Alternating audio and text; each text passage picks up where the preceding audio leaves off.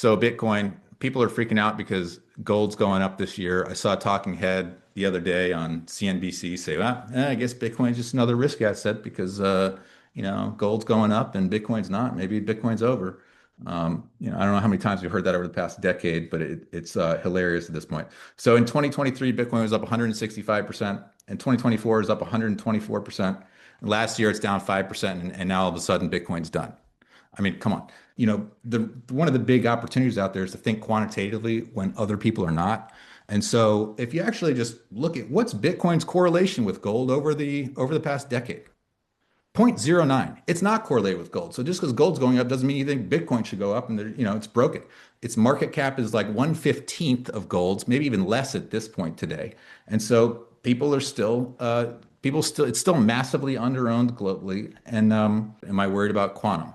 No, I'm not worried about quantum. So the most optimistic estimates around when quantum could potentially have an impact on Bitcoin are at least 8 years out. And I think it's important to contextualize when you buy any crypto, you are buying a governance system around that capital.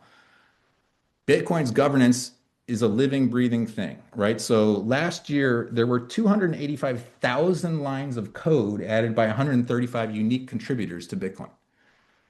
I think we can figure it out in 8 years exactly what we should do. You don't want to come up with a solution too early because there could be technological developments down the road that are better and potentially more lasting.